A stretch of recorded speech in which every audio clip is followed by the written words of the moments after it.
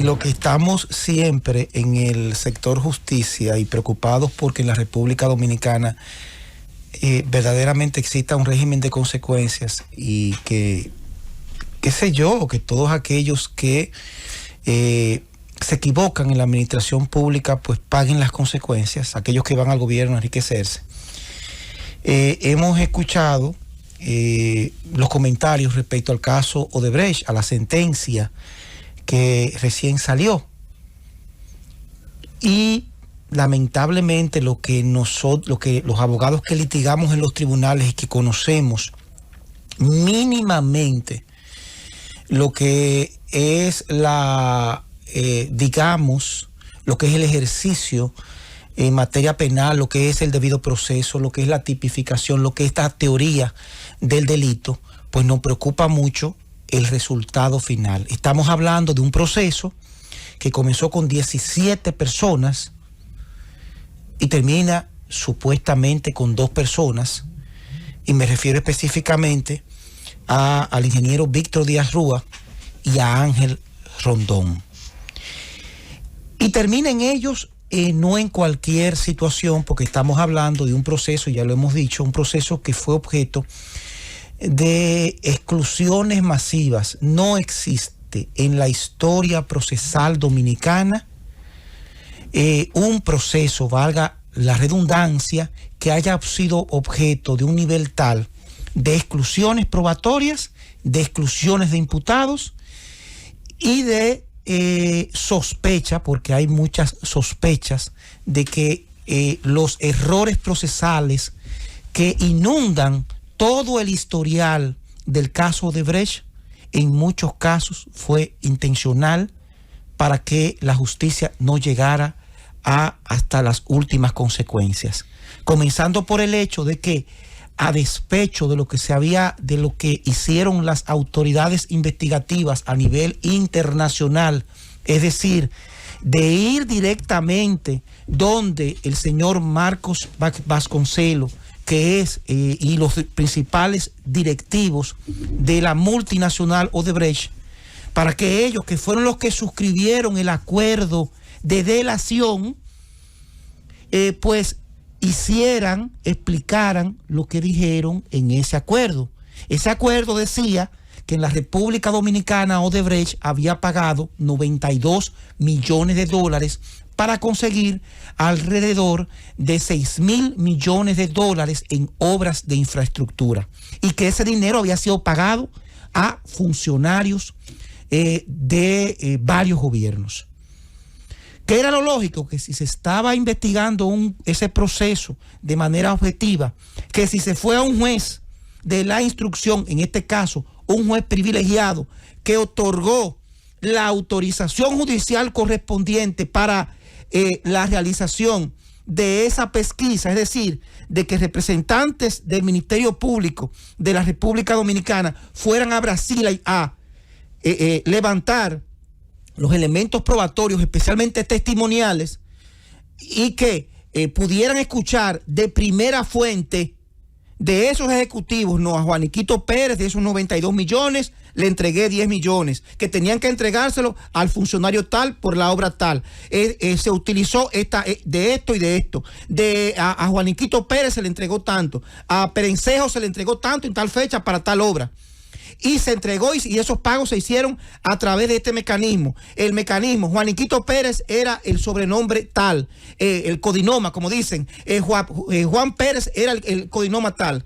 Y ya, a la luz de algo tan sencillo y tan simple, cuyo costo hubiera rondado, qué sé yo, los 200, 300 mil pesos, incluyendo alojamiento de hotel, pago de avión, pues ya se hubiera obtenido un elemento fundamental, y esto sin mencionar la falta de depósito de algo tan lógico, tan primario, tan elemental, pero tan fundamental en materia de justicia, como es que el depósito de los documentos que se van a usar en un proceso, de los elementos probatorios que están en idioma extranjero, es decir, que no están en el idioma español, deben ser debidamente traducidos por un traductor judicial. Eso lo sabe no un estudiante de primer año de derecho, eso lo sabe para que tengamos en cuenta el abuso que se cometió respecto a este proceso. Eso lo sabe una persona que está en el cuarto o tercero de bachillerato, que a lo mejor entiende que algún día estudie derecho. ¿Qué sucedió entonces?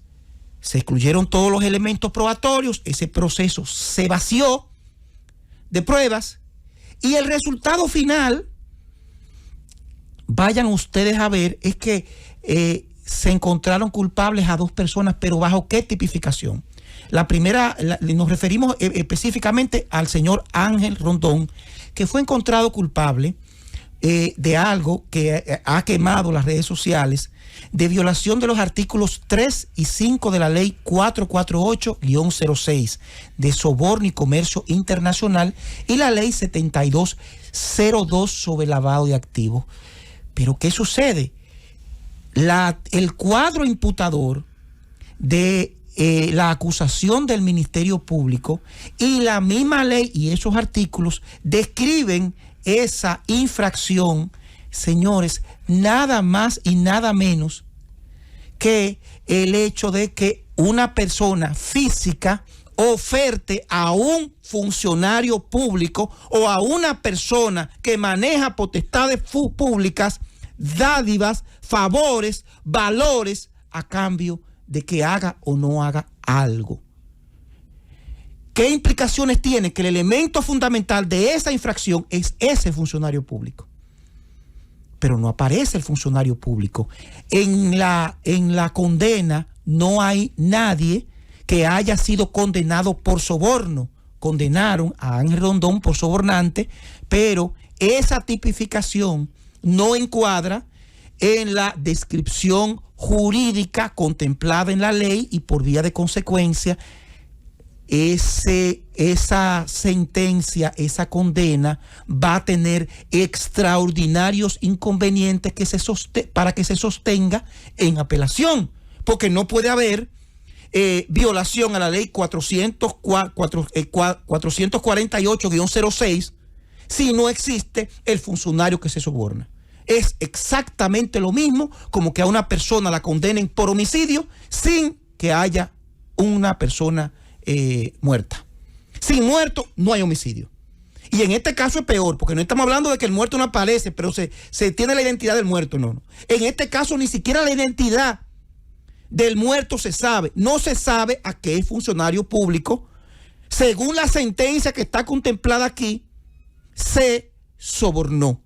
Lo cual evidentemente por el simple principio de legalidad contemplado, si mi memoria no me engaña, en el artículo 3 de la normativa procesal penal, esa tipificación difícilmente se sostenga. Porque en materia de sanciones penales, la descripción, los elementos constitutivos son una especie de cuadro, donde debe caer perfectamente los hechos puestos en causa que corresponden a la acusación en perjuicio de los imputados. Y en este caso, por el solo hecho de faltar el sobornado, el funcionario público que recibió esos fondos, pues lamentablemente hay una situación bastante difícil.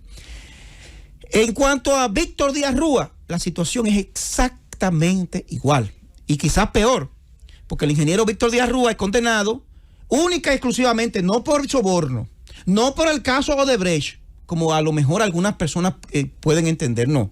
Él fue encontrado culpable por violar la ley de lavado de activos, específicamente las letras A y B del artículo 3 de la ley 72-00, que contempla la ocultación de capitales. Pero el mismo dispositivo establece que es lavado de activos proveniente de enriquecimiento ilícito, pero no ha sido condenado por enriquecimiento ilícito. Nunca. Y entonces en este caso no es que no tenemos la infracción precedente, que es la infracción generadora de los recursos ilícitos, no. Es que la misma decisión lo condena a él de haber ocultado los valores, los fondos, los recursos de una infracción que se describe en el mismo dispositivo, pero que no se condena al imputado.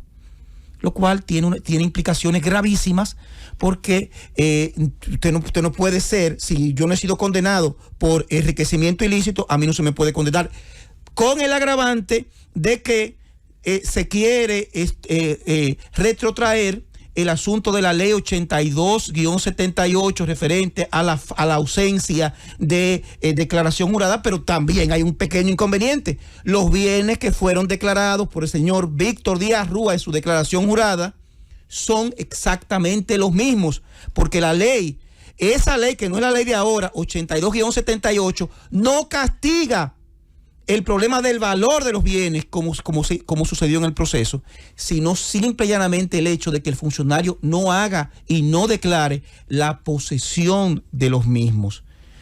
Lamentamos que por presiones, por intereses políticos, por actuaciones torpes o por actuaciones dolosas, uno de los procesos más importantes para esta sociedad, para finalmente recibir un aliento en materia de persecución de la corrupción, haya culminado en una sentencia que lamentablemente, si en la República Dominicana se aplica el Estado de Derecho, es muy difícil que se sostenga. Llévatelo, Francis.